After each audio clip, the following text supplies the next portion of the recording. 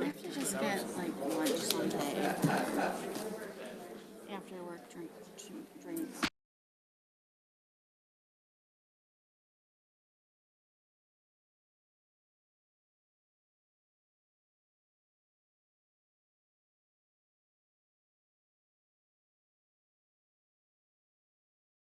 Of silence, please, for before we start the meeting.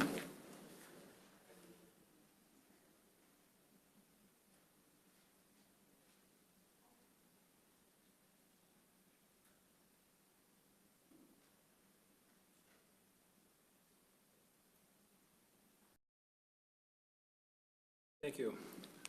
I will now call to order the St. Clair County Board of Commissioners board meeting for April 17, 2025. Pledge allegiance, please. I pledge allegiance to the flag of the United States of America, and to the republic for which it stands, one nation, under God, indivisible, with liberty and justice for all. Roll call, please. Commissioner Angie? Present. Commissioner Beeden? Present. Commissioner Trello? Present. Commissioner Felix? Here. Commissioner Rushing? Here. Commissioner Vandenbosch? Here. Chairperson Samasco. Present.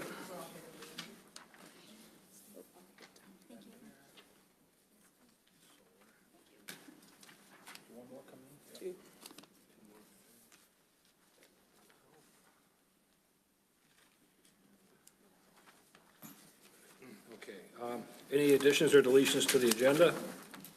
Hearing none. We have a motion to approve, please. I'll make a motion to approve the agenda as presented. Thank you. Support. Motion and support. All in favor? Aye. Opposed? Carried. We have minutes of the previous meeting. We have a motion to accept those, please. Make a motion to approve and file the minutes of the 3/20/2025 commission meeting and the 4/3/25 standing committee meetings. Thank you, Robert. Support. Thank you. All in favor? Aye. Motion carried. Proclamations, I see no proclamations, is that correct? The consent agenda, does anyone want either items A through E removed from the consent agenda or just motion to adopt as presented?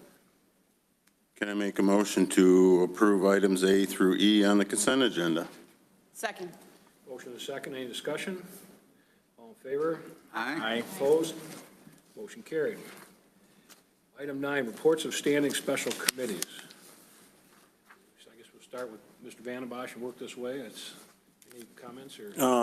Had the privilege to, they rolled out the new Marine Division boat last night, and we bought through ARPA funds. It's a nice enclosed boat for down south, and I don't know a whole lot about boats. I'm not a boat guy, but looked beautiful, and nice outing for the Marine Division.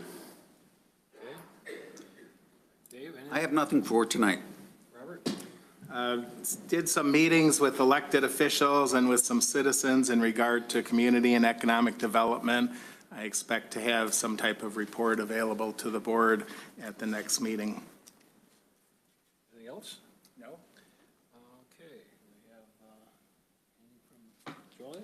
Yeah, I did attend the SEMCOG 101 University in Detroit this last week, and it looked like they have a really lot of good resources, and so I'm really looking forward to learning more about them and to see how we can utilize them for our board or community. That's all. Lisa? Nothing tonight. Carrie? Nothing tonight. Okay. Citizens wishing to be heard. We have one person on solar, so we'll get Vance Richardson first. Mr. Richardson?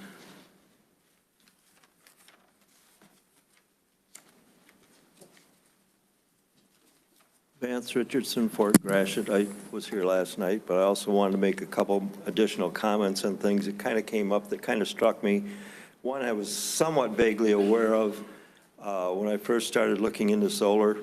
Ranger Power, of course, they're in Chicago, $5 million a year in sales, a couple $1 million a few years before. Very, very small company, and they're tackling these multi-million-dollar projects. It certainly makes you wonder and question what is going on. The second thing that came with that was Portside Solar, of course. They showed up as under Ranger Power as a a project, so to speak, of Ranger Power. Portside Solar also is an LLC, nothing wrong with LLCs, of course, out of Delaware. And it kind of makes you scratch your head, why Delaware? Why LLC? And who in the world is Portside Solar? And then to put the icing on the cake, someone commented, and I haven't verified in Shiawassee, there's been like 6 changes over the last couple of years over there, where Ranger Power comes in, makes a mess, leaves it, and then it's a shell game. Another company has another one, has it. So who's going to be responsible for this thing? How long is Portside Solar going to be involved? And then before they flip it, and now you're dealing with a new, completely different entity.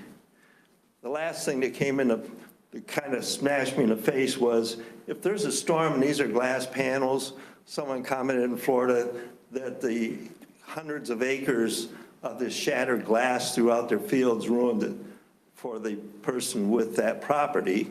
Of course, I'm adjacent to that. So if it ruins my property with glass shattered about, little fines, of course, I can't graze a horse, I can't pasture hay, I can't do anything. Who's responsible for this? Where's the money come from? If it's an LLC in Delaware, you can't even call them. Who is that? It's a ghost. So who's going to be responsible for that, a storm? And heaven knows these storms are getting worse. So anyway, I definitely wanted to bring those to your attention. Also, finally, on solar, there are safety data sheets that can be asked for and required for not only the glass panels, but transformers, even the wiring they're burying underground. Now, some information will say, no, there isn't. Others have data sheets, others have what's made in their manufacturing. But you're burying all this stuff underground, and obviously there's contamination. The fields flood, which again, if you got glass contamination out there and they're repairing them or not repairing them, how do you replenish that as farmland? You can't. So anyway, these are major concerns. I know that you're dealing with this and looking at it. So anyway, thank you very much. Thank you, Mr. Richardson. Several people want to talk about the community mental health appointments. We'll have random Sandra Richardson.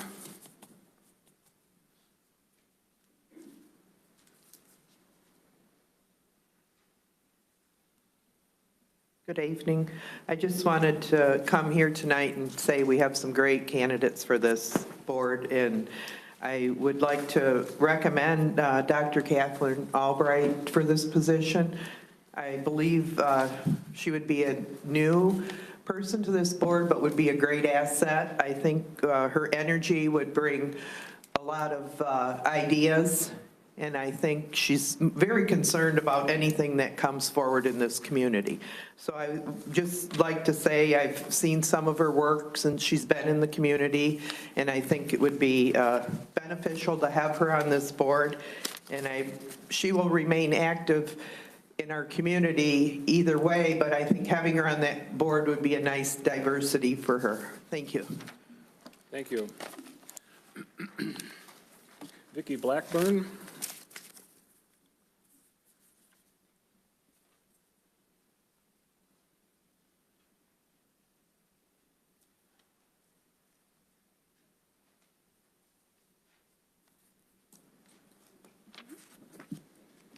Hi, good evening. I've spoken about this a couple of times now, but I know that we have a swing voter here tonight, and so I'm going to go back to the CMH reappointments and affirm that you're going to recognize the excellent service of the 4 people that are up for reappointment, excellent evaluations recommended by the executive director, long-term service, and the most qualified. I've read the board packet, the letters, I've read all of it, and I stand by the documentation in that information that those 4 people deserve and need to be reappointed. I'm here to affirm that that happens. Thank you. Thank you, Vicki.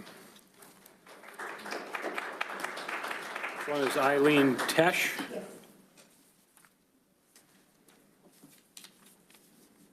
Thank you. First, I would like to start with the prayer that I say every morning. And that is, Father God, thank you for this day. Thank you for all your blessings. Thank you for our trials and tribulations, so that we may be able to stand strong, no matter what happens to us. And we pray, Holy Spirit, that you give us wisdom, revelation, and eyes of understanding. And we thank you for a time such as this. And I believe that the time we are living in is calling for accountability, transparency, but most importantly, change. And that's why I'm here, just to talk briefly about Dr. Catherine Albrecht. When I first met her a few months ago, saw her at many of the meetings, you know, I get around the community, keep my pulse on what's going on. But I didn't have an opportunity to read her bio, and when I read her bio, Harvard-trained researcher, author, radio host, you know, you have to be impressed, but, you know, I don't think too much of lawyers or doctors, so I speak as one. However, when I had the opportunity to meet her and work with her and interview her, I could not, there was no question about her passion and her commitment and her heart to serve others. And what she has done with the solar issue, going up to Shiawassee, making 7 to 8 trips up there, going door to door, talking to these families. You can't, again, dispute her commitment to have boots on the ground and do the heavy lifting. And that's what we need. The taxpayers spend a lot of money there at community mental health, and I think that a change would be good. And she has definitely, the fact that she wants to serve the community and the county and dedicate her skills and her time, I think we should definitely consider her for this position, one of these seats. Thank you. Thank you. Eileen? Carol Miller?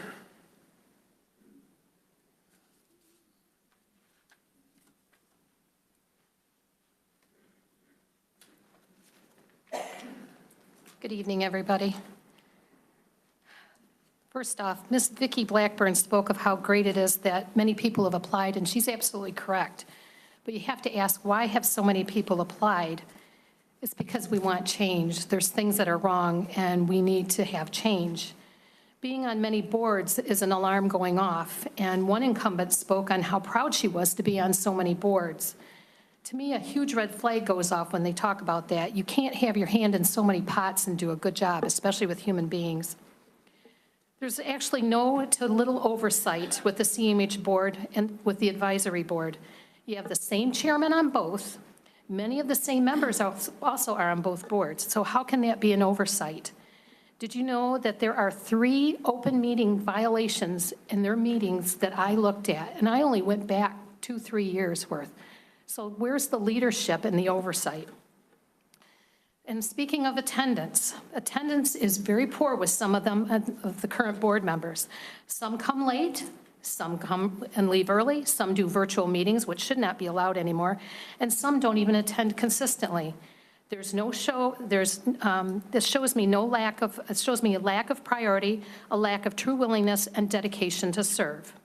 One that crosses over to both boards has an attendance rate during the past 3 years of being at the highest level of only 75%, with many being virtual visits, and a low attendance of 43%. That, again, shows lack of interest and unavailability to serve. I was told by one of you up there on the board that look at the level of dedication and service they have shown to the agency, in essence, how effective they've been in supporting the agency. If an agency is functioning well, I'm more likely to reappoint the present members.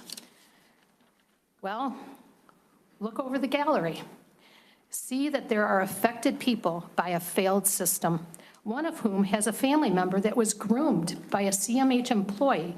It was brought to the attention of their supervisor, and it was swept under the rug. My best friend worked for CPS in this county and told me about the many terrible things she saw with CMH that was ignored. It is just amazing what is not told to you up there. How do you know if things are running smoothly when only one board member on this panel and from the previous boards has attended a CMH meeting in the last 3 years, and that was Lisa Beeden. Stagnant is not a good thing. Look at yourselves. Since you guys have had a change in the board from the first of the year, look at all that you've accomplished.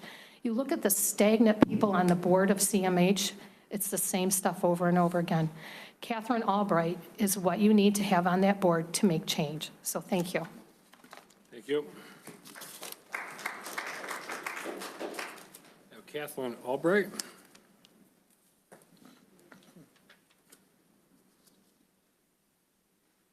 Good afternoon, Commissioners. Thank you for the opportunity to speak. Thank you for considering me for this position on the Community Mental Health Board.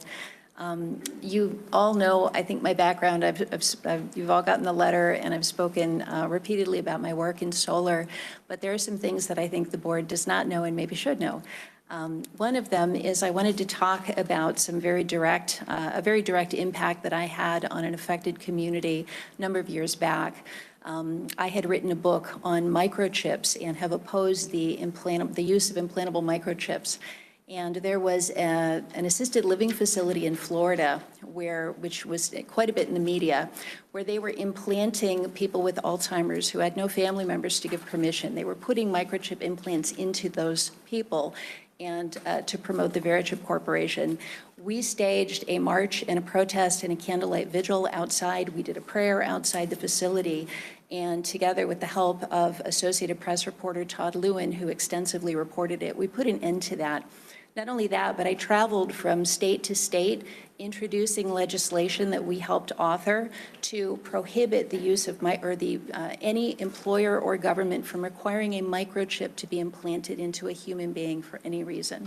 So that's just one example of many dozens of things that I have done on a national level with the media, with my research background to protect individuals. The second thing I wanted to share with you is why, having lived in California, I'm actually originally from Los Angeles. I lived in Boston, in New Hampshire for 20 years, going to grad school. And I'm sure the question has arisen, why am I here in Michigan? Well, in 2020, my mother was dying of cancer. I was living in California with my children to take care of her. She passed away in 2019. So in 2020, we were saying we don't want to be in California anymore. It was lockdown, fires, homelessness, a lot of problems there. And I made the decision to get my kids out of that environment. I didn't want them growing up there, spending their teenage years. So we rented an RV, and we drove across the country to everybody we knew in every state. We went to Utah, Virginia, Florida. And when we came here to Michigan to visit Tiffany Dashke, who at that time was just getting engaged to Dan Turk, they said, come and land here. We would welcome you in our community. I looked around. I loved the community. I loved what I saw. Tiffany's father is a realtor. He found us a home. And long story short, I and my 3 children moved here. They went to St. Clair High School and graduated. My youngest left in September, and I am now an empty nester. So that's why you began to see me in September, because I prayed about it and said, Lord, what is my next move? And here I am. So that's how I got here. That's why I'm here. Tiffany Dashke, Dan Turk, longtime friends. I've known Tiffany since she was 12. So there's my background. Thank you. Thank you. Dawn Falk.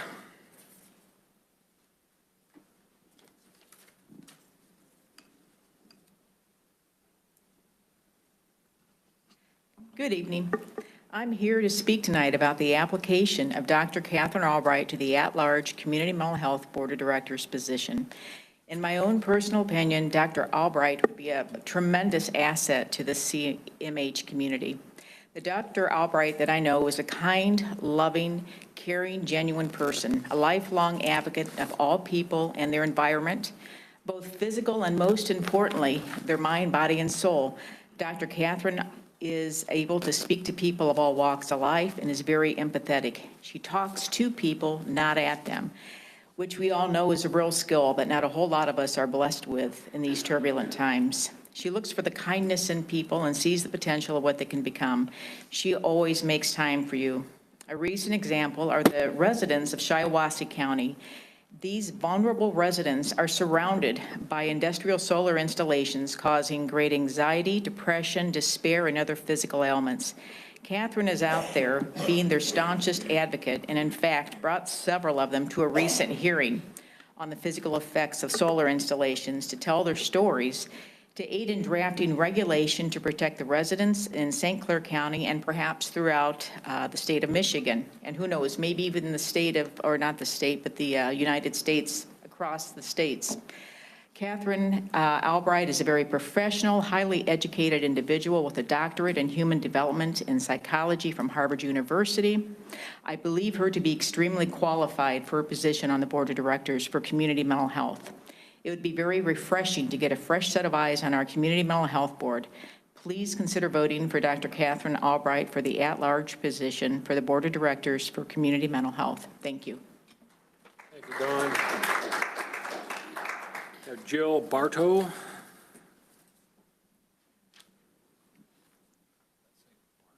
Good evening. I would also like to say that I support Dr. Albrecht for this position on the board. She's a compassionate, hardworking, very educated. She truly listens to you when you speak with her. And I really feel like she has the community's best interest at heart. I highly recommend her. She's a good person. Thank you. Thank you. Next one's either Chris Bart or Bartow. I can't tell. Oh, it's a woman. It's a gal. Okay. Thank you. Is it Bart?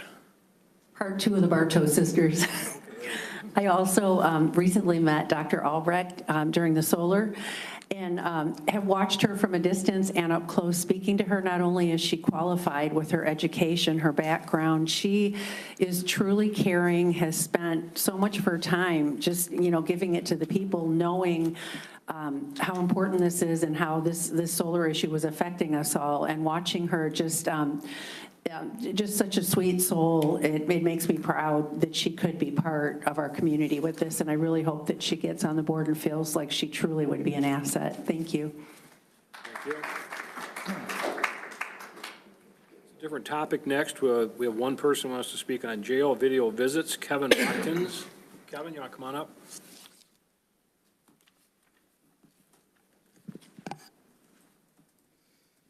Hello, Commissioners, and welcome back, Mr. Fletcher. Good to see you there.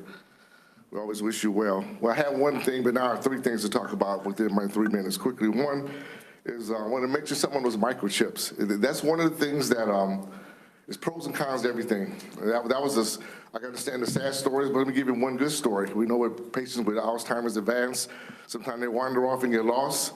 This one person's family we took care of the facility I was at, family had money, so they did and had a microchip put in her because she had a history of wandering off. If that person did not have the microchip, we wouldn't have found her. She probably would have found her, she had froze to death. So we always think about that when people bring up the negative side. We got to bring on both sides. There's good and bad, and then you weigh it out and balance what's best for the community. Second, I'm speaking on CMH. And that Ms. Blackburn and others brought this up, that it's always great when you have more than many candidates to apply for a position. These community members want to be engaged in helping. It's not for money. It's because they care about the community. So that's a good thing. But always be careful. If something's not broke, be careful trying to fix it. Then you break it more, make it worse. So always keep that in mind. In regards to that, when you're changing positions on a board that's working and things are functioning, and look in the mirror and things go awry when you make that change. I have one issue. I have an issue with the secret ballots. When you have secret ballots, that means you're either ashamed of your vote or you're scared people know your vote. The community votes for you, and if the person that represents me is not voting the way I like them, I may change my vote for them to someone else. So for you just putting secret down, we don't have a clue who voted which way. It's totally wrong. It must be legal, and Mr. Fletcher is okay with it. But I think it's not right. You shouldn't be doing secret ballots. What you should do is a roll call ballot so we know who you're voting for or what you're voting on, so we can take that into consideration in the future when we go to the ballot to bring you back there or put someone else there. One more thing, I know down, this is for you, Mr. Van den Boschen, because you lead this committee with the with the sheriff department for the jail. But I would hope you would take these things, and of course, you discuss things with the commissioners as a whole before you vote on it. I know you're going to come up to a renewal of contract with the companies that do the jail visits, video visits. That's the thing of the future. We know what's happening. So I was hoping we need you, I know that you have a company now, but there's others you may choose. They need to be vetted very carefully to make sure that they're maintaining the constitutional rights of the inmates. Yet, I know a lot of people say, well, the inmates, they shouldn't have rights. Well, I'm concerned about the kids coming and visiting those. Those kids didn't rob a bank. Those kids didn't do anything wrong. They should have a right to see their loved ones. And some of those video recordings are terrible, inadequate, and they cost a ton of money. So you need to consider that when you're choosing the companies that are going to do those video visits. Time's up. Thank you. Thank you, Kevin. We have 3 speakers on the landfill. Dawn Nowicki.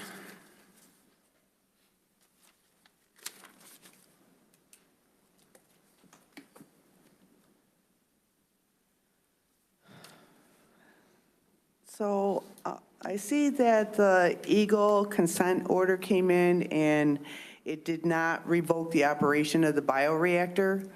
I know that the operation and its effect on the community in Smiths Creek and surrounding townships like St. Clair and so forth came to a head in 2023, 2024. But let's be perfectly clear. From the citizens that live around that, we have been subjected to the failures of that system ever since it's been put in, since 2010.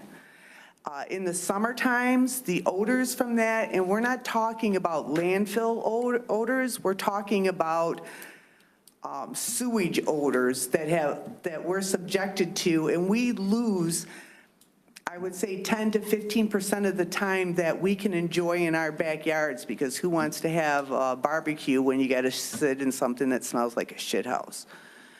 So just to be perfectly clear, it's not something that just started. It's ever since it's been there. We've been subjected to it.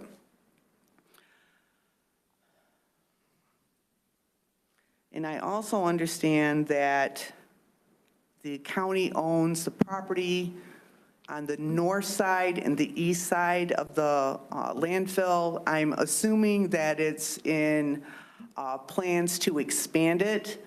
Before we look at expanding, I would highly recommend we look at closing down the bioreactor. That you have to stop and look. The understanding that, if I recall correctly, is that St. Clair County and CTI have a joint patent on the bioreactor system since that system has been put in.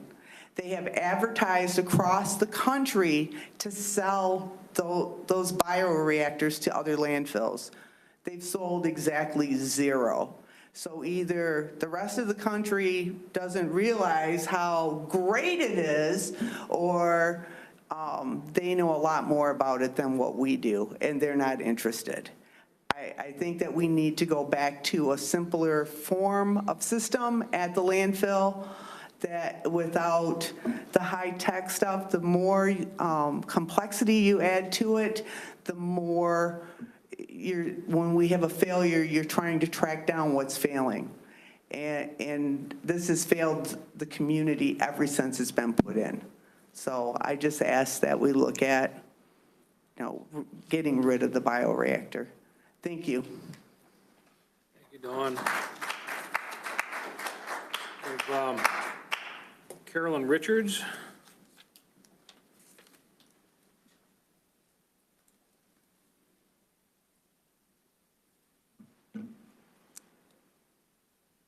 Hi. I'm going to say thank you to this board for all that you have accomplished and the transparency that you have provided thus far.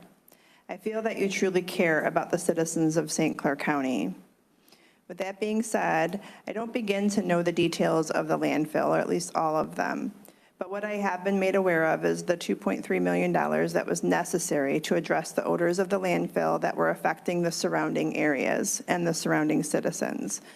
So with the recent consent order from the state of over 160,000 in our fines to the county, and all of these funds are incurred by all of the county residents, citizens are taxed 3, 4, or 5 times of our hard-earned income.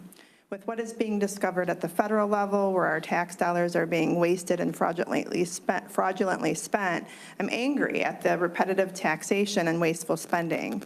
I understand that the funds already spent on the landfill were necessary. My concern is what will fix this? When will this stop? And how will the fines continue? Will the $2.3 million grow to $3.1 million or whatever? Will that continue to grow? I don't know anything about the bioreactor. That's not my area of expertise, but what I do know is that Commissioner Felix has done extensive research and has an impressive knowledge base on this matter, and I trust that you, along with this board, will make the right decision in the management of the landfill and this bioreactor so that the county's funds, our funds, are not wasted and the people in the surrounding areas are taken care of.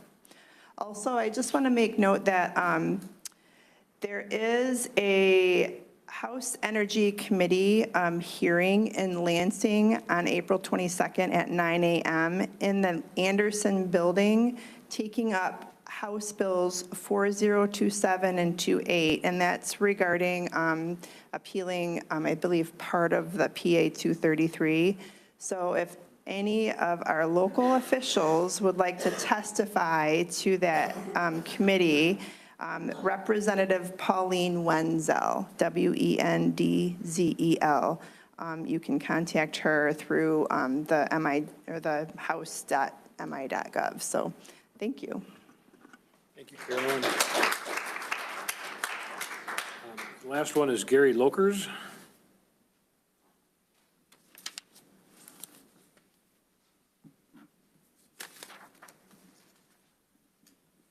Good evening, Board. I was at a township meeting on Tuesday, and we brought to light that document that both ladies were talking about. My concern is the taxpayers have to cover the cost of a fine that is not their responsibility. We could probably narrow it down to a few people that are held responsible for why that system failed. My question is, are those people being held accountable? Are terminations in lieu? I mean, are people going to be held accountable for their actions? If we were in a job and we didn't perform, we would be fired. That's a big price tag. And we work hard for our money and we pay taxes, and it's not our responsibility when we expect the people we elect to take ownership of that role. So that's a big issue with me. I don't think any citizen's happy with that. But on the top of the landfill too, I used to work at Dunn Paper, and we talk about the leachate ponds and all the poisons that roll through the pipe that head to the landfill. My big concern is when I worked at the paper mill, the amount of toxic chemicals and toxic paper, and that's just one industry that sits in that cell. They always told us, hey, there's a cell at the landfill just for the paper mills. We used to run a paper called Anti-Mold. I've sent the MSDS sheets to Robert Felix. We were told when we would come to work, when we run that paper, when you go home, you don't touch your kids or any small animals for a week after we stop running the paper. In one 24-hour period, we would throw away enough paper to fill this whole room twice. Always. Whenever because there's discard. So you imagine the paper's getting stockpiled in the landfill, water runs over that paper, and I'm talking paper rolls that are this big. So it's buried in the landfill, and it rains, and all those chemicals just keep pouring into this leachate. We have to eventually, we can't just keep piling problems on top of problems. I've talked to Robert about it. He says it's a big project, but we eventually have, you can't just cure cancer without removing the cancer. Those products have to be removed. And that's just one industry. It's one paper mill. We would put chemicals in there that were anti-oil. I still have scars on my skin. The chemical would get on my skin. It would kill the melanin, so my skin doesn't tan in certain areas. And that's just going into the system. It's evaporating to the air. I mean, when are we going to make decisions that aren't going to cost the county money? You know, like a lot of the people just said, when's it going to stop? I'm a dad now, my son. You need to wrap it up, your time's Okay, up. thanks, Dave, appreciate you. You hear what I'm saying, thank you.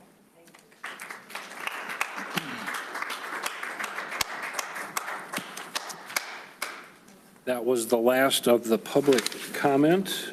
Nothing else came in. Moving on to the unfinished business, item 11. At this time, I make a motion to nominate Anthony Essien, Rosella Mirabelli, Catherine Albrecht, Tracy Burgee, Mary Helen Hearing, Chelsea Hall, David Hoffman, and Carol Miller for member-at-large representatives. There's 2 positions for a 3-year term expiring March 31st, 2028, and to cast ballots. You have a second? Second. Motion and a second. Any discussion about that? Hearing none, we'll move to a vote. Do we need to move actually for the vote or just vote, Gary? You just vote.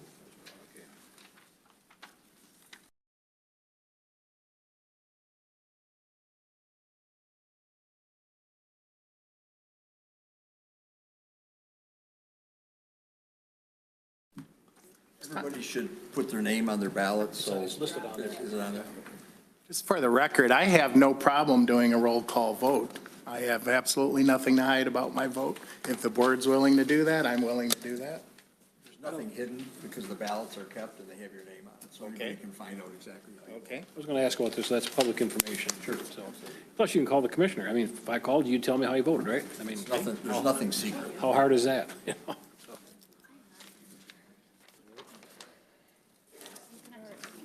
Here comes Paul. We must have a problem.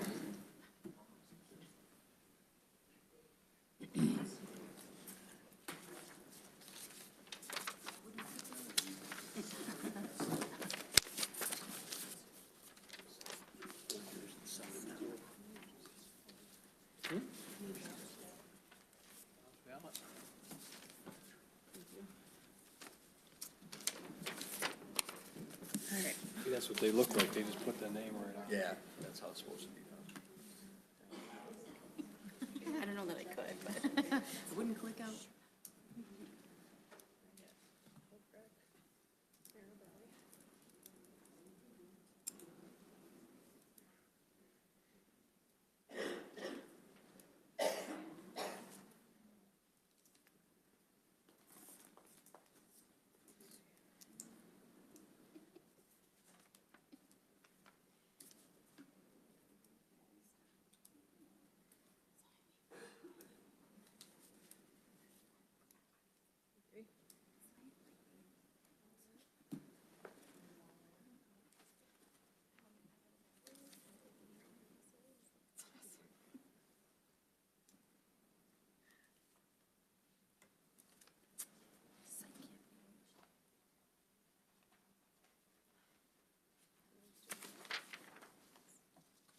Majority vote goes to Rosella Mirabelli and Catherine Albrecht.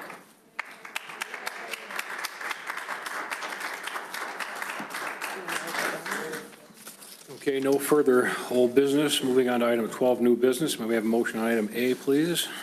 This time I move to approve the March 2025 county disbursements in the amount of $31,216,955.48. Support. Motion and support. Any discussion? Roll call, please. Commissioner Whedon? Yes? Commissioner Trello? Yes. Commissioner Felix? Yes. Commissioner Rushing? Yes. Commissioner Vanden Bosch? Yes. Commissioner Angie? Yes. Chairperson Samasko? Yes. Item B, please. Motion. At this time, I'd like to make a motion to adopt resolution 2025-12, approving the 2025 St. Clair County Equalization Report. Support. Motion and support. Any discussion on that item? Hearing none. That would be a voice call. All in favor? Aye. Opposed? Motion carried. Item C, please. At This time I make a motion to approve the memorandum of understanding with the Blue Water Day Reporting Program for the Recovery Court Program using opioid settlement funds in the amount of $19,155 for a term of January 1st, 2025 through December 31st, 2025. Support. Motion and support. Any discussion? Hearing none. Roll call, please. Commissioner Trello? Yes. Commissioner Felix? Yes. Commissioner Rushing? Yes. Commissioner Vanden Bosch? Yes. Commissioner Angie? Yes. Commissioner Beeden? Yes. Chairperson Samasco? Yes. Item D. Mr. Chair, I'd like to make a motion to approve the memorandum of understanding with St. Clair County Mental Health Authority for Recovery Court Program using opioid funds in the amount of $20,000 for a term of 1/1/25 through 12/31/25. Support? Motion and support. Is that, was that amount money on that or no? Roll call or? Roll call, please. Commissioner Felix? Yes. Commissioner Rushing? Yes. Commissioner Vanden Bosch? Yes. Commissioner Angie? Yes. Commissioner Beeden? Yes. Commissioner Trello? Yes. Chairperson Samasco? Yes. Item E, please. This time, I'd like to make a motion to adopt Resolution 25-11, amending the 911 plan to adapt text to 911 and PFN within St. Clair County. Support. Motion and support. Any discussion? Call in favor? Aye. Opposed? Motion carried. Item F. At this time, I'd move to approve the extension of the flare skid rental from Perennial Energy LLC for the landfill for a term of May 5th of 25 through May 4th of 26 in the amount of $85,800. Any discussion? We have motion and support, sorry. Any discussion? I'll be roll call on that. Commissioner Rushing? Yes. Commissioner Vanden Bosch? Yes. Commissioner Angie? Yes. Commissioner Beeden? Yes. Commissioner Trello? Yes. Commissioner Felix? Yes. Chairperson Samasco? Yes. Item G. Sorry. At this time, I'd like to make a motion to approve the agreement with the Friends of the St. Clair River for stewardship services for Parks and Recreation for the period of April 1st of 25 through March 31st of 26 in the amount of $10,000. Support? Motion and support. Discussion? Roll call. Commissioner Vanden Bosch? Yes. Commissioner Angie? Yes. Commissioner Beeden? Yes. Commissioner Trello? Yes. Commissioner Felix? Yes. Commissioner Rushing? Yes. Chairperson Samasco? Yes. Item H. This time I move to approve the Material Management Planning Committee bylaws as presented. Support. Motion and support. Any discussion? Gary, I have a question. Did you have a hand in that, or who prepared those, or? Yeah, planning prepared them and we modified them a little bit. They were generally well done. They're recommended by the, all in favor? Aye. Opposed? Motion carries. Item I, please.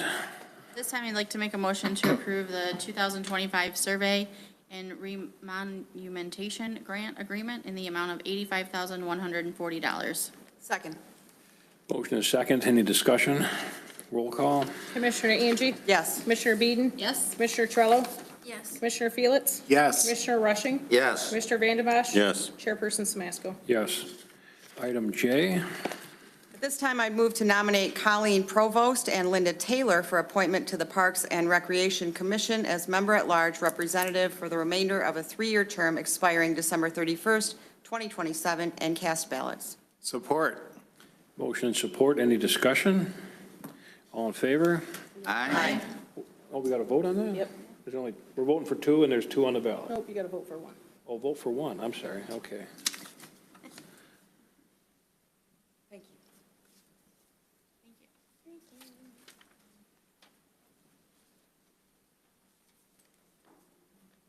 Thank you.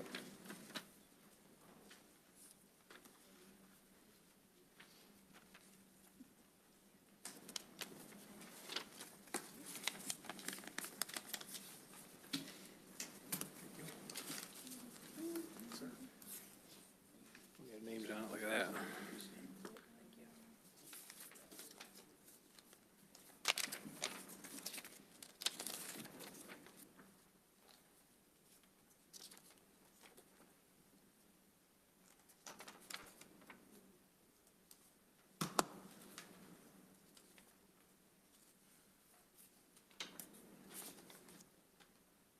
Majority vote goes to Linda Taylor. Okay, thank you. Congratulations, Ms. Taylor. Item K.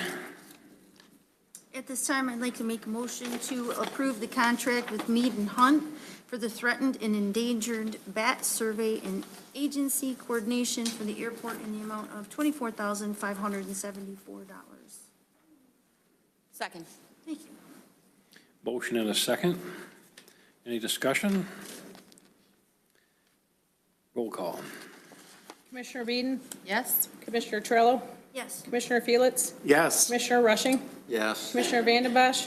Yes. Commissioner Angie? Yes. Chairperson Siemasko? Yes. Item L.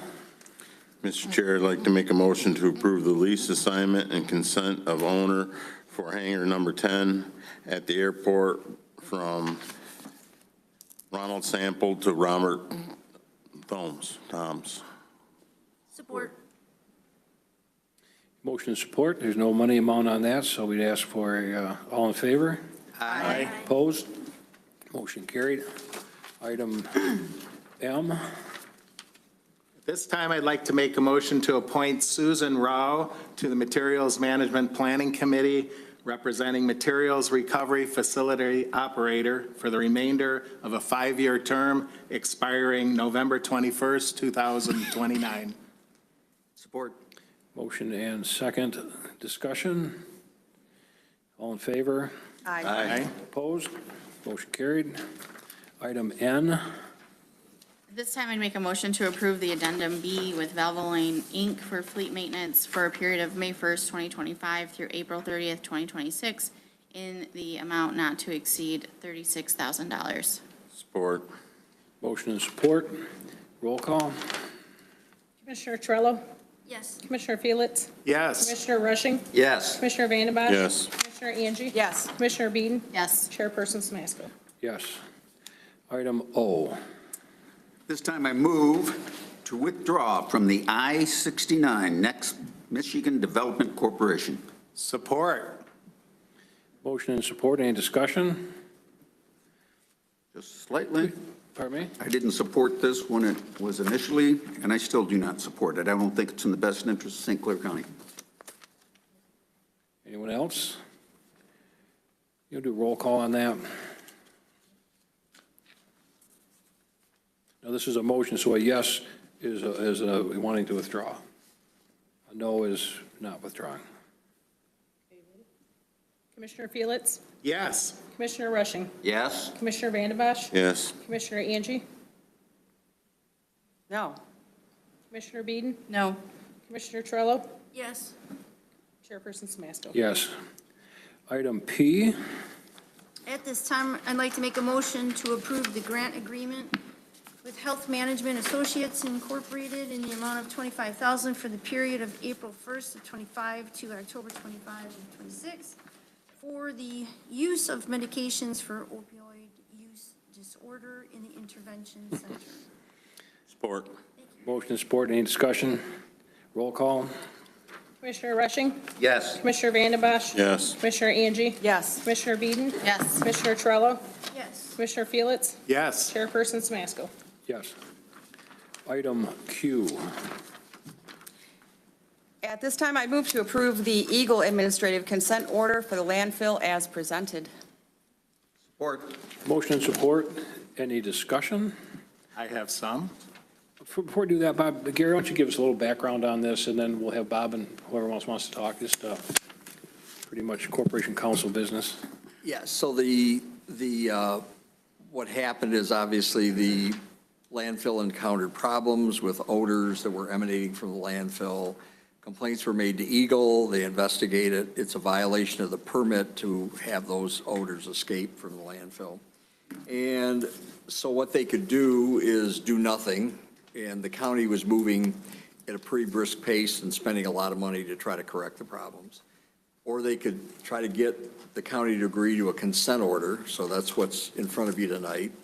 And that means that it's an order that Eagle proposes, the county agrees to, and then it deals with the issues at hand. And the third option is they could go to court and sue us. And they did that with the Arbor Hills landfill because unlike the responsiveness that St. Clair County did, Arbor Hills was dragging their feet, so they sued them. So we entered into negotiations. And there are technical parts of this, a lot of it is technical. And what that dealt with was what's it going to take to correct the problems with the odors being released. And the Eagle focused completely on the gas collection system. It hadn't been updated for, I think, 25 years, long time. And they also investigated the bioreactor. They sent people to the landfill, met with Matt, reviewed the plans, how it worked, whatever. And their focus became not the bioreactor, but the gas collection system. So that's primarily what this order deals with. And that was their focus, getting the gas collection system improved and monitoring of the odors that are being released in order to correct the problems.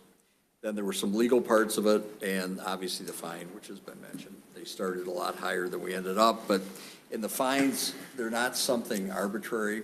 There's a scoring system that they use that's from the EPA, and depending on what the violations are and what in the seriousness of them, a fine attaches to that. And we had our scoring, they had their scoring, and back and forth. The number that's in there was their number. It was the last number that they gave us, and they said, we think this is what's reasonable, and looking at what you did, what we did, it's a reasonable compromise, and that's it, so we just said yes. So that's the order. What happens if you approve it, they have to know that the county's on board, because they have to have a public hearing, and they can't have a public hearing on something that the county's then not going to agree to. So unless they know that we are in agreement, and I made it clear to them, neither I or Carrie Hepting or anybody else on our group had the authority to commit this board to that order. We could negotiate it, but ultimately you had to approve it. And so they asked us to bring it to the board, get a vote, and if it's a go, it's approved, then they'll schedule their public hearing. If for some reason the board didn't like parts of this, then we would be back to the table again and for what parts you don't like and try to negotiate changes to the order. The other thing I would say is, I don't know how many sessions we had working on this thing, but it was a lot. At points it got frustrating because it was just so hard to get to the end. But I would say it was very congenial, the atmosphere back and forth. They're very nice people. They were trying to do their job for their side. We were trying to do our job, and it was a lot of back and forth. But it was very positive in nature. I can't think of a time where it ever got nasty. I mean, I would say a few times it got frustrating because we just, we were having trouble with, then we step back, have another meeting, and keep pounding away until we got it done. So it was just back and forth, a lot of give and take, and that's the end product that both sides could live with. Any questions for Gary from the board members before we move on? Gary, I had a question. So I was privy to initially at least one meeting before they disinvited me from further meetings. But in that meeting, there was, like you said, there's a lot of discussion. The focus was on the NOVs, the notice of violations, right? I mean, they gave us notice of violation, notice of violation, notice of violation. It was what, 4 or 5 or 6? There was a number of them rolled out. Finally, it went to what's called enforcement action. So from a legal perspective, is the issue for discussion at a consent agreement type of meeting focusing on the NOVs and things raised, or is it just kind of wide open to whatever issues people want to talk about? Yeah, I think it's kind of wide open, but the notices of violation were all covered. There were 2 of them that we thought should not be included because we disputed them, and we thought we had a really good basis to dispute them, and they just would not give an inch on that. It just wasn't worth arguing over. Well, I guess my question is, there's some folks in the emails we got about this bioreactor aspect of it. Looking at a lot of the information on it, there was never really a focus on the bioreactor as such. It was the collection system. in a cell that was not a bioreactor cell, essentially. But that doesn't mean we couldn't look at it. Like if this board decided, I emailed back everyone that wrote today and said, it doesn't take a consent order or a lawsuit to not accept septage. It just takes 4 votes. You know, we voted in December of '23. We don't take it now. We're not going to take it for the foreseeable future. And if it does come in, it's going to come in from this board. Every one of us, there'll be a majority voting on that issue. So, you know, I just want to be clear to people that just because if we vote to accept this consent agreement, that doesn't mean Canadian trucks and septage is rolling in the landfill tomorrow, does it? No, Not at all. this had nothing to do with that. Okay. This deals with the collection system and Cell 8. Cell 8 was, everybody concurred, them, us, that's where the odors were coming from, and Cell 8 was not a bioreactor cell. The truth is, I believe, CTI believes, Matt believes, the cause of this was some paper mill sludge that came from Domtar that was heavily organic, and it was unlike paper mill sludge that had come from Dunn paper that went into another cell. It's a completely different type of paper mill sludge, and it was, I made some notes here. It was recycled paper mill sludge that was highly contaminated with PFAS, that much I know. Well, it was heavily contaminated with PFAS, but it was high sulfur as well. Yeah, thank you. It was high sulfur content, which made it worse. So, so that's where we concluded that the odors came from. It was not a bioreactor cell, never was. And they never said, we agree, but I think that was their focus too. It wasn't the bioreactor. And we can still look at that. I mean, we've got people interested in talking about not introducing septage or Canadian trash ever again to landfill. That's something we can continue to talk about. That's your call. Right now, it's stopped, and it might never start up again. Well, it won't start up again unless this board votes different. We take action to do so. Exactly. So, okay. Anyone else have questions for Gary? If not, questions or comments from commissioners? I have some comments. Robert, you have some comments. Go I ahead. understand I have 5 minutes under Robert's No, rules. we're not going to do that. You can take, you can read slow. We don't have to. All right, thank you. I've received numerous inputs from constituents affected by the landfill. I will be voting no on this Eagle consent order, and I'd like to explain why. For those of you that are new to this, it's deja vu all over. In late 2023, I stood at that podium multiple times. This board was sick of me, and I'm sure they're sick of me now. I continued into 2024, and my topic was pollution from the Smiths Creek landfill. I had been studying this landfill since 2014 when I retired. I live a mile from the landfill, and I'm a retired engineer, so yeah, it was kind of fascinating. What I found out was that we are the only landfill in the country that uses a bioreactor where we inject septage into the bioreactor cells or the landfill cells to produce more gas. The company that runs this for us estimates it produces 7 times the amount of gas as a normal dry landfill. Now, that's a problem. Cell 8 was not a bioreactor cell. But when you have something like a landfill, a loose vessel, if you will, it's not a sealed steel container, the gas that is emitted into the environment or the residents' homes is a product of all leaking gas. When you have 7 times the amount of gas, you will get more odor in the community. The odor was hydrogen sulfide with the landfill gas. It burns your eyes, irritates your sinus passages, and it is very, very aggravating to people with asthma and children. I live a mile away. The use of my yard was lost for many days. It got to the point where you had to see what the wind was going to be from before you decided to garden. So anyway, with that aside, council did accomplish a low dollar consent order penalty, and I applaud that because the taxpayers of this county are going to pay every dime of that. $2.3 million were invested to mitigate this problem, which is something some want to be proud of. That represents poor design, insufficient maintenance, and other flaws that should have been addressed along the way. Now, the emails that our good chair has referred to were from citizens affected by the landfill in response to Facebook posts I put out letting the citizens know that there is now a consent order and that there would be a hearing and a chance to talk about it.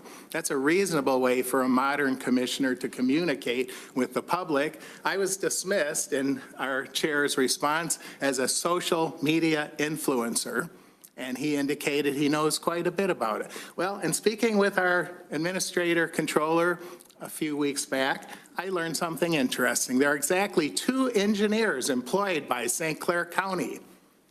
One of them is our landfill director, and one of them is me. Now, our landfill director does a great job. He was on duty during this whole incident where we had gas in the community.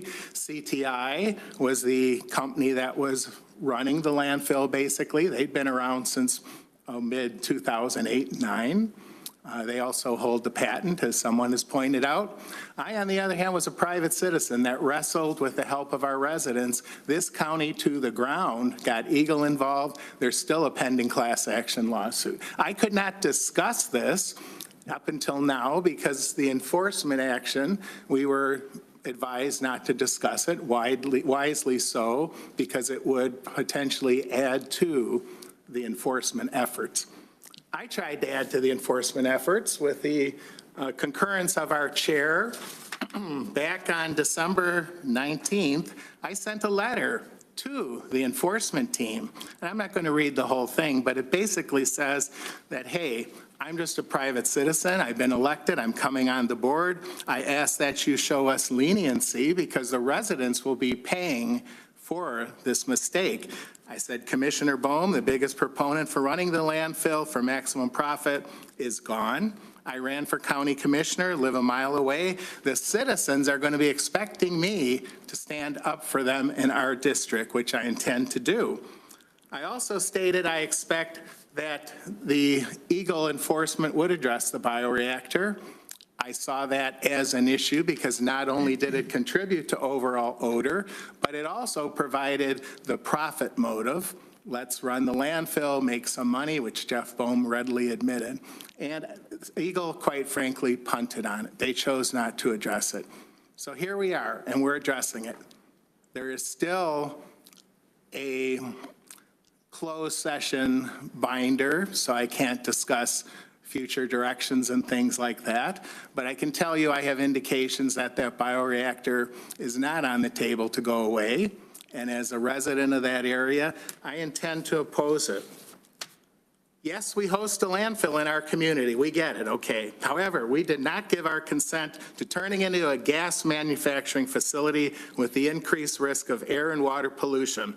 I intend to work to permanently eliminate the use of the septic bioreactor concept. I've already contacted people I have made acquaintance with at Eagle and Lansing. I intend to work with our state representatives to try to get this law changed that allowed a septic bioreactor. Yes. The law was changed in Michigan to allow septic to be added into a landfill. It was such a brilliant idea. Nobody else in the country is doing it. In my investigations, talking to landfills across the Midwest, I was laughed off the phone when I told them what we were doing. I just simply wanted to know, are you interested in this technology? They said, why would we try to produce more gas? We're having trouble containing what we do have.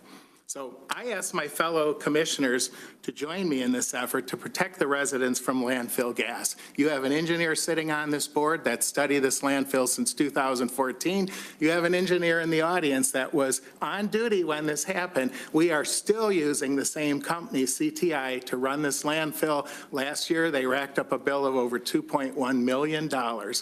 I tried to get in to the landfill in December to have a meeting to start discussing the failure analysis. I was told staff is busy because they're working on the enforcement. I did have a brief meeting in January. It was not satisfactory because we're working on the enforcement. So at this time, I'm making a formal request to our administrator controller. I will be putting this in writing. I am asking that your office initiate the process to obtain at least 2 quotes on support and operation of the Smiths Creek landfill, such as CTI and Associates are doing at this time, and provide those quotes to this board for consideration. Second, that your office contact the required parties, CTI, landfill staff, and any commissioners or others, and set up a meeting at the landfill at the earliest possible date. The purpose, to conduct landfill oversight and a review of the Eagle violations submitted to the landfill, establish corrective actions, root cause failure analysis, and hold people responsible for their actions. I yield. Thank you, Robert.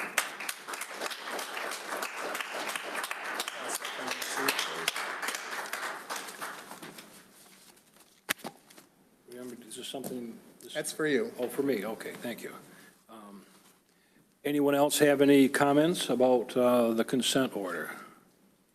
I've got a question for Gary. Has there ever been any evidence that you have seen or has been submitted by anybody, either the engineer that runs the landfill, the engineering firm, CTI, officials at the state and Eagle, anybody presented any evidence to show that the bioreactor is related in any way to the event that brought this whole thing to Eagle? No, there's no such evidence. So. I would say this, I think I said this before, Eagle went out to look at that question that had been raised, met with Matt, looked at design documents, discussed it, whatever, and they didn't pursue that in these negotiations or in any violation notices. Has Eagle ever required the county to take any action regarding the bioreactor whatsoever? No, it's never been deemed to be not in compliance with the permit that was issued to operate it.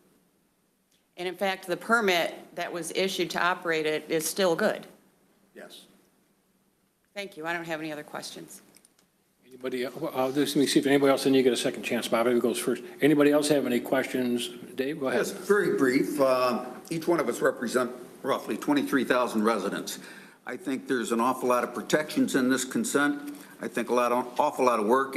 I think it's in the best interest of the county. If we need to address the bioreactor, we can do that at a future date, and like you suggested, potentially get a quote to have somebody else run it. But I think this consent, if we do not do this, a lot of these protections will not be in place. And I think this is a lot of work gone into this, and I think it's in the best interest of the majority, actually, who you represent, rather than just the local residents that live there. I think you've done a great job. I think this county board has done a great job. When it was brought to our attention, we gave everything available that we could at the earliest instance to take care of the public health, and we gave Matt everything he asked for to fix this. And things break, and there's going to be things breaking in the future, and they're going to say that it's somebody's fault and hold them accountable. Well, things break. We took action, and I believe this board will do the same thing in the future. If we have an incident in the county that requires attention for the public safety, I think we're going to jump on it and spend the necessary assets to do that. I believe we did it in this case, and I believe this consent is in the best interest of all the residents, including the majority of yours. So that's all I have to say. Anybody else before I give Bob a second shot? A little bit I'll talk to, but go ahead, Bob. I'll just add, as far as the bioreactor, January 28th, 2023, 2024, I had a meeting at the landfill. Dr. Se-Young, the vice president of CTI and the designer of the bioreactor, told me, and I have it on a recording, that there's at best 85 to 90% collection of gas with his design. That tells me I'm going to have 10 to 15% coming into the community. Whether there were failures reported or not is irrelevant to the residents that smelled it. I personally smelled it since 2018. I will continue to work on removing that bioreactor as a factor in the landfill. I think the public can see where I'm going to be at with my position on this board. Thank you, Robert. Can I say something Go for a ahead, second? certainly. Go ahead, Joy. Questions. So obviously, this board, it was, the encounters that the people faced were horrendous, and I can't even begin to imagine. History, I spent a lot of time in the landfill, well, our company does, and we have a beautiful landfill compared to most. I've been to a lot of landfills. We really do have a very great landfill. And throughout history, I don't think that they've had a lot of violations. Anyway, obviously, health and safety is the first priority for us, and it killed me to think that we had to spend that much money in taxpayer money to mitigate the problem, but we had a problem, and we couldn't let it go, or everybody would have just been faced with more horrendous smells, odors, or whatnot. I appreciate everybody's effort pulling at the oars, trying to get things resolved in that. So far, and I know there's the discussion about the bioreactor and what we do moving forward. I'd like to just, don't kill the messenger. Just, can we set that aside for a minute? Because if we don't address this issue, this consent order, our next thing is to go to court, right? And then it's just going to cost the taxpayers probably more money. Yeah, if we don't do this, we'll be in a lawsuit. So I am going to support this because I don't want to spend more taxpayer money on something that we can potentially, here on the board, fix later on without having to go to court.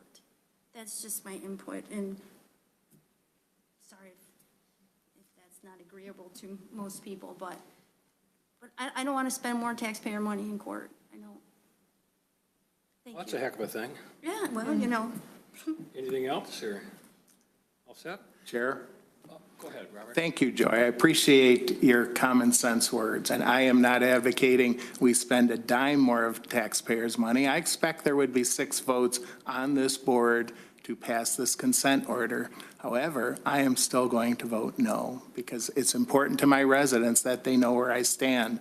Their lifestyles, their quality of life, that means more to me than what this consent order is going to bring at this point. Well, I appreciate everybody, and I don't want them to have to encounter that either, but I understand your stance. I appreciate it, but. I guess, Bob, what I'll start out by saying is that, I met Bob Felix at Kimball Township at a meeting initially about 6 months into my return to the board, and I was there, Joy was there, the administrator was there, and one other commissioner, but Jeff Bohm wasn't there, and that's his district. But we were there. And Bob knows that people on this board care about your community. We really care about what's going to happen out there.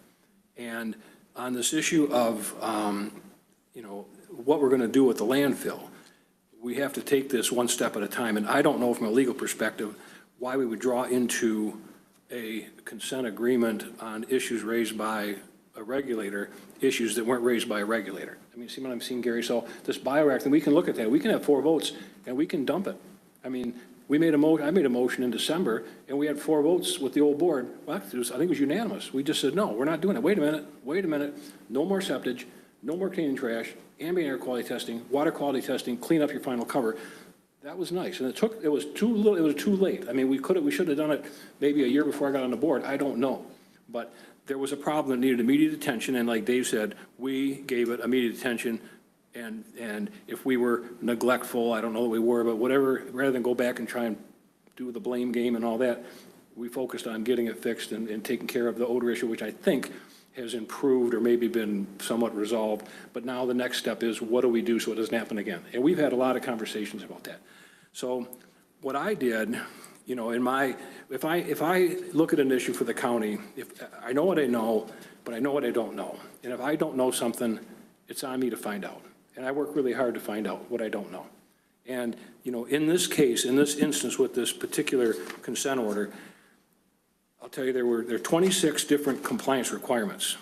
8 of them for material management, that's 31%, 18 from Air Quality Division. 11 are already regular requirements provided by law. To me, it's window dressing. I objected with Gary. He said, well, don't put stuff in there that the law requires. That's ridiculous. They want it. Okay, we got to put it in there. We're going to follow the law. Whoop-de-doo. Okay, we'll follow the law. 16 of them are current practices we already do. So you're going to order us to do things we've already done? That's window dressing by the regulators. Oh, look at us. Look at this. Look what we're doing. 26 pages. We really got them now. Most we did ourselves, fixed it ourselves, are doing it ourselves, and are going to continue to do it ourselves and exceed what they want. And I'm okay with that, because this endeavor with the regulators was both unnecessary and uneventful. It serves no real purpose, because we were fixing this anyway, and it's extracting money from the taxpayers that, had it not been for the push for enforcement, we could do it anyway. We didn't have to, but I understand why, because enough wasn't being done. I've looked at your notes, your list of landfill, you're smelling stuff, seeing stuff. Early on, I came to the conclusion, if you can smell it, there's a problem. It's a 0 tolerance. If you can smell HS2, it's a problem, and it's a health problem. So I agree with you, Bob, on that. But I can assure that this board is going to go above and beyond what the regulators want as we go forward, and you're going to be a big part of that. We're all going to do that. I have confidence in all of us that we can do that. So, the civil penalty serves no good purpose. I was a prosecutor for 20 years. I was a circuit court trial attorney. I know what bad people do. I know how to punish bad people. You put them in prison, you take their money, you do all kinds of things. This county is not an environmental criminal. Something broke. We got on it too late, maybe, okay, something, it shouldn't have happened, okay again, but it operated, from my recollection, when I came on the board in 07, 04, the feds changed the law, 05, the state changed the law. By the time I got on the board, we'd already gone down the road of we're going to do this, and there's actually a history. There's a history because people are saying, oh, this is something that Jeff Bohm did and Pavlov did and CTI did to make money. I know we can prove in court that this bioreactor was never about making money or saving money. It was about solving a problem of land application of septage. And I was able to find in the old records a report from 2014 that was used by O'Keefe, who was the landfill operator then, on the Macomb, St. Clair County Intercounty Watershed Management Authority that laid out for the first time bioreaction as an option. Okay, it didn't come from, that's where it came from. And there were some goofy ones. There was a sludge bladder that would drain, and there was all kinds of stuff in there. Well, they picked that one. So that was kind of, I want the public to know that we're not saying, well, to hell with the public, we want money, we're going to do this, and to hell with you guys, we're just going to do it anyway. No, this is a landfill, an old landfill. It's progressed into the modern age. Of all the stuff I've looked at, and I try to be thorough, but this consent order has things like daily cover, interim cover, gas well levels, gas collection vacuum, sulfur removal, odorous waste, sulfur surface emissions, additional surface emission testing, landfill gas tracking, flare operations, monitoring, gas well monitoring, HS2 measurements, perimeter monitoring. It's very thorough. And these are all protections. And Bob Usatowski, I called him yesterday, and I've tried to work with Bob, and Bob Usatowski, Bob Felix, when he was a non-commissioner and a commissioner. Usatowski, I asked him, is there anything about this that he don't like? He said, no, he thought it was protected his community, and that's the supervisor. Okay. But he sent me an email, confirmed that, because I said I was going to mention it. And then he sent me a second email. It just came in, I don't know, an hour and a half ago in my iPad. He said, I just want to be clear, though, that I'm still not sure that the bioreactor is a good idea. And that's exactly where we're at. We've got to settle this. We've got to settle this consent agreement. We've got to settle the violations and get it off the table so we can do more work discovering the root cause options and all that without the impediment of some legal issue being arise. See, that's what I'm looking forward to. So I'll apologize to you for saying you're a social, what do you call it? Media. I didn't know what else to, I didn't want to put your name. Oh, Bob did this. So, hey, I said, oh, he's a social media guy. I don't know. I apologize if that was offensive. I didn't mean to offend you. I really didn't. I mean, I thought that's what it was. I don't do Facebook. I figure that people that fiddle around on Facebook, they're social media people, but I apologize. Anyway, but I've looked at things in addition, I develop it, I save my materials, legal articles, scientific articles, landfill gas energy product development handbook, best practices for landfill gas collection system design, three-dimensional modeling for leachate gas flow bioreactor landfills, gas pressure in layered landfills, horizontal gas collection systems, bioactive recirculation landfills, you talked about that, recirculating leachate, biosolids, sludge application, health risks and regulation. That's a big one because there's a huge failure on the regulatory scheme to regulate the materials in wastewater treatment sludge and septic sludge with pathogens, viruses, bacteria, antibiotics, everything. And just to put it on the fields, we have to talk about that and figure out the balance here because you don't want it in your backyard in the landfill. I don't want it the rest of the county. If we had 300 acres of licensed landfill septage places that are licensed, Matt sent me a thing, 23 million gallons. We've kept 23 million gallons of septage off the land since the inception, 23 million gallons. And we've only had, I think, Carl Septic's the only place in the county that I can recall that's licensed. I think he's got 30, 40 acres. I don't know where it's going, I can answer that. It's going to the Mount Clemens wastewater treatment plant, which is where all septic should go. There should be no land application. When you put it in the landfill, you're basically filtering it through garbage, then it goes into leachate, and it's released into the St. Clair River. And maybe we can, and that's a discussion I think we should have, but I want the public to know that, Bob's a smart guy, and I came to know Bob and respect him, and we can disagree without being disagreeable. I just don't want to do anything abrupt, and I know where you're going. I respect you for that. There's no, that's okay. but I do want to look at it more. I want to know more about it. I've studied a lot of things that indicate that there's a purpose for horizontal extraction, and there's a purpose for vertical extraction. I mean, so, well, that's for another day. But, so on the consent order itself, it provides many assurances, many protections. A lot of it's going to cost us some money to do all that as well, more fees for compliance engineering and all the other stuff. I get that, but I still don't know enough about, we're expected on this board to make a decision on the minutia of the management of a landfill. It's really hard to do that. I mean, you're better suited in the sense that you have a background in engineering, but, we still need to talk about it and figure out our path, and I'm not there yet. So I'm not going to say I'll foreclose it, but I want to be able to have that discussion, and I want the public not to be alarmed. Oh, my God, they did this. The next thing would be, the stuff you see on the internet, the landfill is going to open up, we're getting septic tomorrow, but the Canadian trucks are coming. It's not true. And not that you're not saying that, but I want people to be, I want to regain the trust. This board, government in general, had a lack of trust for many years.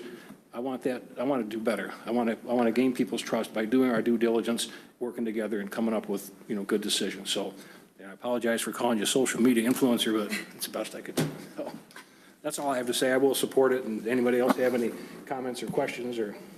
Yes. Oh, go ahead, Bob. Yes, social media influencer I don't find offensive. 3 lawyers arguing the technical merits of a septic bioreactor and accelerated decomposition products with hydrogen sulfide methane emissions into the community. That I have a problem with. Well, I hope you can educate us. I really do try not to have a closed mind on things. I really don't. So hopefully we can, to me, it's not the time to do that right now. We're not starting septic. I'm not going to vote for bringing septic in anytime soon, or Canadian trash for that matter. So, we'll have that discussion. One last comment on my part. July of 2023, the Times-Herald had an article, the owner of the Pink Elephant Bar, yes, it's the Pink Elephant Bar in Smiths Creek, reported she couldn't have patrons sitting out on her patio because of odor. It was the November meeting, because the Kimball Town Hall was November 17th, and that's where Mr. Samasco did step up, approached me after I informed the residents that we were utilizing a process to cause more gas generation. And I applaud his effort for that, and I do respect him for coming forward. My concern is that there's a lot of money to be made in decomposing garbage, and I am going to stay true to my community and protect the residents of my area. I was elected largely because of this issue, and I'm not going to back away from it. So I am voting no, understanding that all 6 other commissioners are going to vote yes. I do recognize the consent order represents an extremely lenient decision by Eagle. Typically, these types of things I've seen in my career up near $750,000 to $1 million or more. And I think they did that in consideration that they have someone on this board that understands this and is going to fight for the community. If not, they will be back. Yeah, but the first meeting I went to, I got disinvited because I told all those people, I said, if you're going to find us a dime, we're going to court. I says, we did nothing wrong. I get it, Bob, but we can agree to disagree, and the municipal landfill being fined and charging the citizens makes no sense. Put the money in the landfill. Take the $2.8 million, call that a fine and call it a day. I was trying to do a workaround, but I didn't go to many more meetings after that. I let Gary handle it, and that was okay. But the last thing I'll say is, of all the really great stuff I got to read and learn about gas collection, all that, if anyone wants an article on the early history of human excretia, I've got one. It goes back to the Romans. When 30,000 people lived in Rome, what did they do with their septic? It's amazing the similarities. The article starts out, when humans stopped being nomadic, they could no longer walk away from their waste. We've still been battling it ever since, and that's the problem. We have to do something smart with it. Do we spread it on fields? Do we send it to Macomb? I don't mind that. I like that idea. Or do we contain it in our own landfill somehow? Do we turn it into a gas and put it in the Line 5 pipeline and send it to Texas? Don't burn it and put it in the emissions, because I found that PFAS, when you burn it in a liquid, goes in the atmosphere. Wonderful. So I'm with you, Bob. We're going to talk about it. But we're going to, I don't know if we'll totally agree, but we'll have some lively conversations, I'm sure. So I do appreciate your comments and your position. So very good. Let me end this on a positive note. I have discussed with Eagle and Lansing, they have a supplemental environmental program. And what they often allow municipalities and even private industry to do is instead of the fine in cash to the state, you can apply it to an environmental program in the affected community. Many cases, they'll put in a small park or they'll add some facilities for the residents that were affected. I would put out for consideration, and certainly there should be no reason not to if we're not going to expand that landfill, that 110 acres that's to the east of our landfill, that we maybe consider putting that into that program and convert that to a park for the residents of Smiths Creek, Kimball, offering some unique things for all residents of this county. I've already had some discussion with Eagle and Lansing. I will be up in Lansing next week to pursue this a little further. It's no extra cost to the county. It's same dollars, but it allows that dollar to be shifted to something positive. You ever heard of that, Gary? Is that something that? SEP, supplemental. I think they said they were going to give us wire instructions, so we, No, I'm serious. Did they, I've never heard of that. I've never heard of that. They never raised it. They typically don't offer. You have But is that something you could do, maybe ask them about? I mean, we're both to accept it, but maybe ask them if that, yeah. It's a SEP, they call it. I'm already on the path that I'll advise the board. All right. Thank you, Bob, for that highlight. Thank you.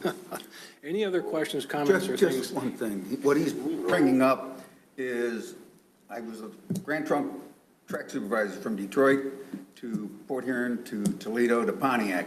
We have an FRA inspector, a federal inspector that does inspections. He finds, $1 million. When he comes into a classification yard, Flat Rock had 36 different tracks. He walks down there. If there's a bolt out of a joint, you get fined on it. But what they do in the railroads is they fine you, and whatever amount that they fine you, you put that amount of money back into the track for the infrastructure, and there is no fine to pay. As long as you document, every dollar goes back into fixing the errors that were there. Now you tell us.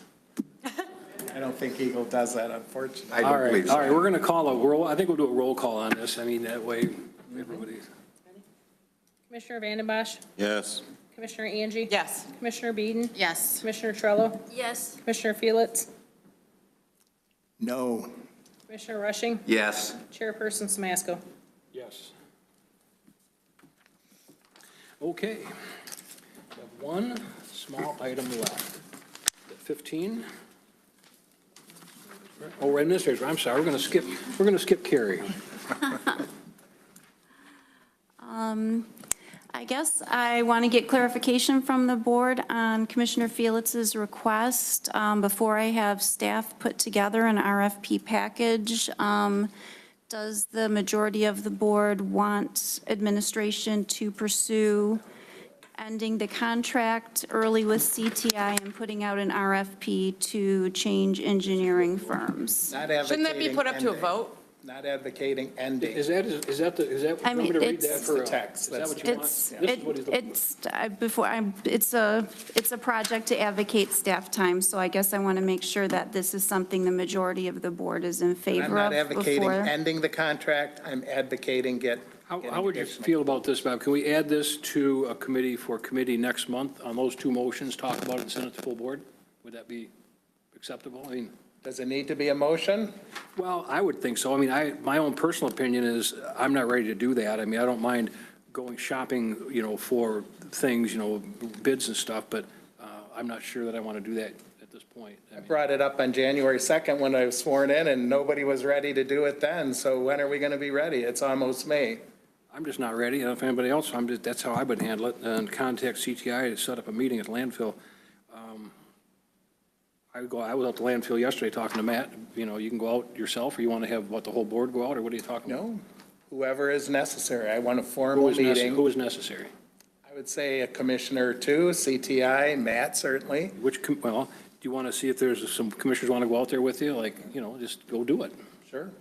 Matt, do you have any problem? He wants to go out and talk to you at landfill? Okay, you're in, Bob. All right, I'll set it up. How about the first item? 3 or less. Okay. Yeah, 3 or less, thank you. No more than 3, right? more than Yeah. And then the first item, if you're asking to just go around and ask people, I'm not interested in putting it out quite yet. I don't mind considering it, but there's the litigation with the class action going on. There's everything else going on. I don't think we need that on our plate right now. We're just getting this off our plate. And That's a $2.1 million contract. Has it ever gone out to bid, Carrie, that you know of? I would have to check back. I don't recall the last time that has been bid. It's been a considerable amount of time. And it's been, it was roughly $1 million in 2023 and 2.1 million last year, I You believe. got an 8% increase on a consent agenda. Yeah, you yeah. know. But what I would look at, see, we talked about this, Bob, and back before you were a commissioner, maybe even when you were commissioner-elect, I really did try to get a handle on what's the profitability and all that. You know, we were going to look at all that. What's the billing practices, how these billings come in. The landfill, the more I got into it, just the balancing and the regulation of the vacuum on the fields, on vertical wells, caisson wells, and horizontal wells, is very technical, very time-consuming. And what I've found out is that that's CTI staff that manages that, okay? So, I mean, that's why we're paying for all this. So I'd like to know, I really wanted to get a better idea. We've talked about that, how, you know, why are we, what money are we spending, where's it going? We just have a pile of invoices, and I couldn't find my way through it. When I was running for office, I had a team of people that were helping the landfill analysis, and we showed that the landfill bioreactor was losing money. And I asked 3 times as a citizen for this board to do an analysis on whether the landfill was making, or the bioreactor was making or losing money. And it fell on deaf ears, and I was told it would be too difficult to do. And I guess it's still like that, so we just keep doing it. Well, I really don't believe it's too difficult. I joined you on trying to get something done to figure that out. But, you know, you want to put out a bid for the engineers that have been here since 2007 or at the inception, and, you know, they understand like the geology of the landfill and how it's built and all that stuff. It's like getting rid of Gary Fletcher. Oh, I don't like Gary, let's get rid of Gary Fletcher, let's put a bid out, say somebody cheaper. I might not want somebody cheaper, you know what I'm saying? You know, your bills are high enough, so are mine, you know? But by saying, I'd like to look at it really well before we say, is it CTI's fault that we're not making money? Is it, what's going on? I mean, I don't say, well, no, let's get a bid, get somebody else. So when the public asks me, which they have done, what should I tell them? Why are we entertaining a $2 million contract without a bid? Because we don't know what to do, or we need more time? I mean, that's a reasonable request from my public. What is the policy on the bidding process? I mean, I don't know that right off the hand. Have we violated a policy by not putting that out, or what's going on with that? So professional service contracts, your policy is a little bit different for professional services. So they have been renewed each year, and each contract that has been renewed has come before this board or prior boards and has been approved by the boards. So when's the last time we bid Corporation Counsel?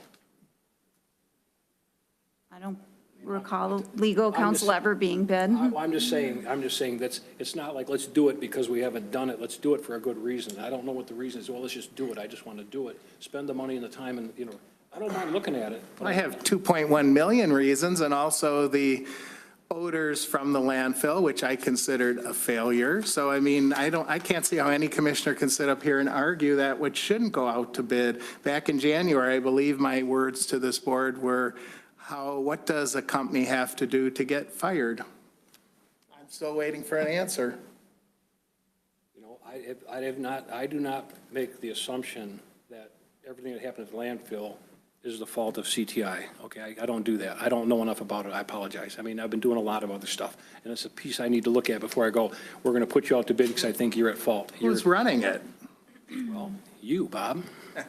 Not until January. Well, but you are now, and you're trying, and you're doing a good job. That's why I'm going to town on it, so. Well, I'm just saying, I'm not ready. Anybody else want to join the party here? I'm not ready. I would just like to say, I want to make the distinction that, I mean, you used the phrase, it fell on deaf ears. I think there's a distinction between falling on deaf ears and being careful and having consideration. And it's. Hold it down. Give her respect, please. The concerns of the landfill did not fall on deaf ears. That's true. On the board. That's true, So Liz. I take exception to that. Now, maybe I'm not ready, maybe Steve's not ready to move at your pace, but allow us the time, allow yourself the time to help us get there, right? You and I have not had a single conversation.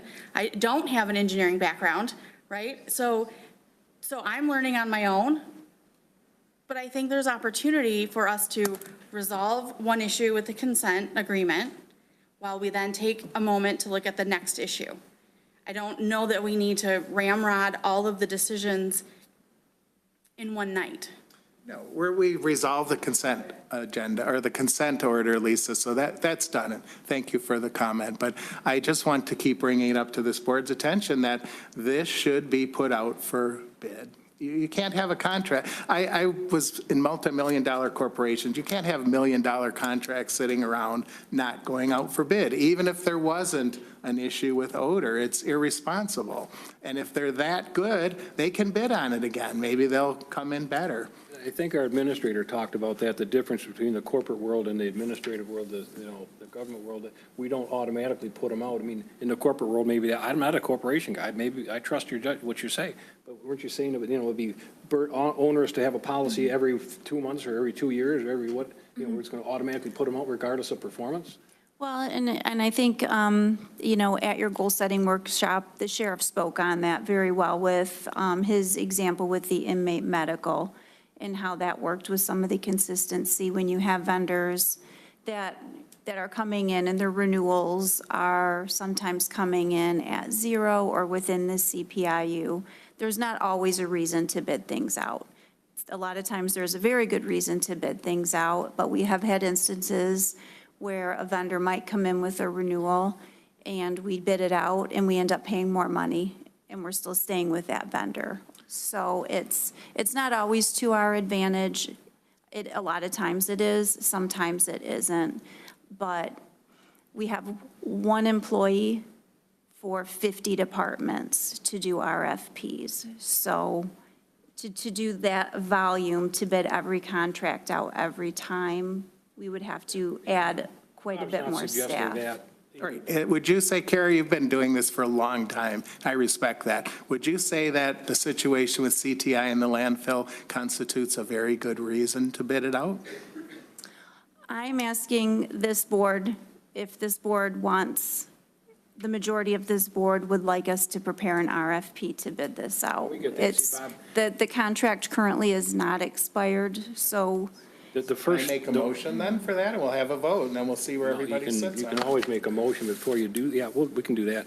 The first night I met you, you came on strong with CTI that they'd committed malpractice and all that, and I get it, and you studied it, and you live right there, and you get it, and you're passionate about it, but, does that create a bias in a sense, to where, I just don't know, because I'm not that far with you, so I apologize for that, but.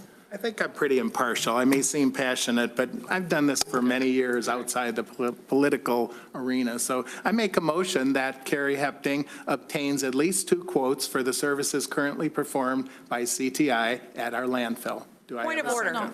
Point of order. Okay. Isn't that something that would require notice? I will ask our parliamentarian.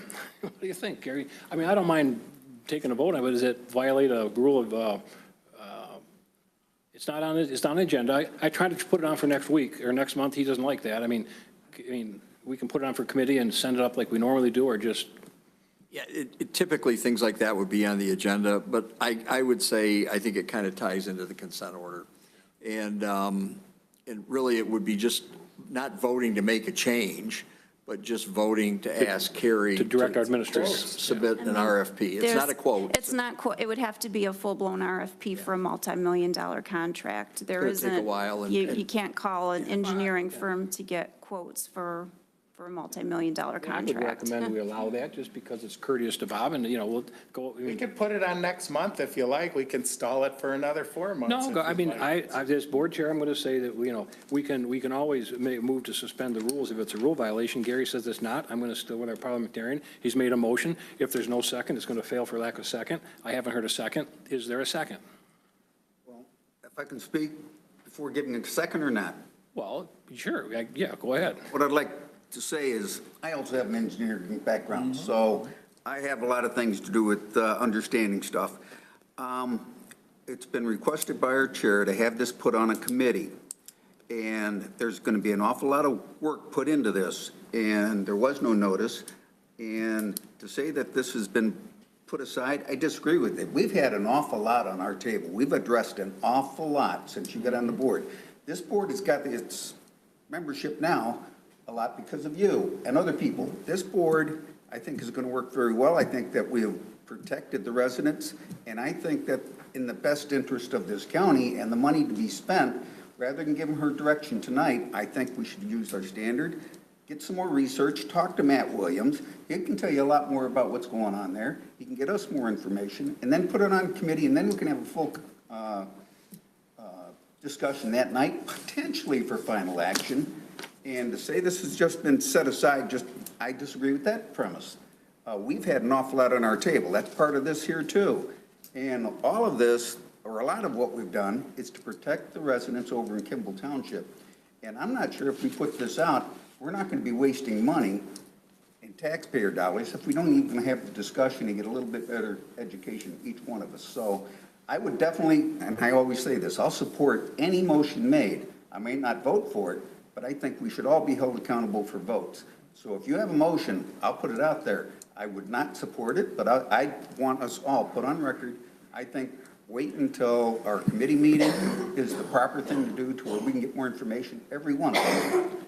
Is that a long-winded second, Dave? I'll second it. Okay, we got a motion and a second. good. Okay, we'll do a roll call vote just for Bob. Roll You have call. to ask for discussion. Oh, there's need, I thought we had it. Any further There may discussion? be more. Any further, your point is well taken, Robert? On committee. Is Any this to further do the discussion? RFP, or is this to put it on the committee? This is What are to we do doing? an RFP. This is to direct our administrator to immediately send it out for an RFP for a multi-million-dollar contract. We're trying to get some quotes, for God's sake. I mean, Well, with the RFP, well, that's what you have to do, I mean, right?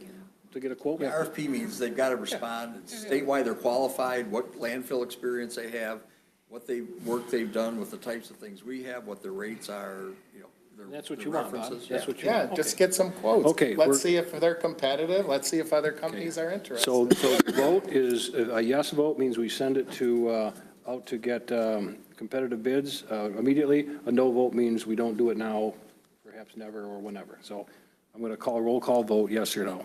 Commissioner Angie? No. Commissioner Beeden? No. Commissioner Torello? Yeah. Commissioner Felix? Yes. Commissioner Rushing? Not at this time, no. No. Commissioner no? I just want to get this done. Everybody wants to go home. Chairperson Samasco? No. Okay, then I would like to see this put on the committee meeting for next month, please, on the You agenda. can make the request in the normal course. Do I need a motion for No, that? you just call Carrie. You can actually, under Robert's rules, you can make the same motion every month until the cows come. I know. So I expect And that. I intend That to. may be the case, so. I intend to. Okay, very good. I yield. Thank you. Okay, now, administrators report. Anything further from our administrator? Just a couple of things I want to point out on here. I did have an opportunity to meet with Commissioner Angie and Commissioner Vanden Bosch as a follow-up to the meeting they had with the judges to talk about some of the courthouse building needs. Some of the what? The courthouse building needs. So a couple of things, we'll have some proposals coming to you next month, some short-term proposals. One of them is a staffing proposal to add it'll be to shift a custodian, to have a full-time custodian that works during the day over there. Currently, our custodial staff comes in the evening, but that's a very busy building, so we will have a day custodian that will come in, maintain the restrooms, clean the public spaces, a lot of the daytime stuff. Will you still have the night person or no? Yes, no, the night staff will still come in. So when the health department has their move come over, we're going to have an extra staff because this building's already staffed. So we'll be able to take one of those positions, move it to the day shift, and have an extra custodian that can handle the courthouse. And then what else we're going to do is request an additional maintenance worker that's solely dedicated to the courthouse. Currently, the employee that's there may frequently be called away to other buildings if things are broken, if there's needs. However, that is a large building, lots of maintenance needs happen, so it makes sense to have an employee that's dedicated to that building. So that request will be coming to you next month. You'll have the budgetary arrangements for all that? and- Yes, yeah, we've already worked through that.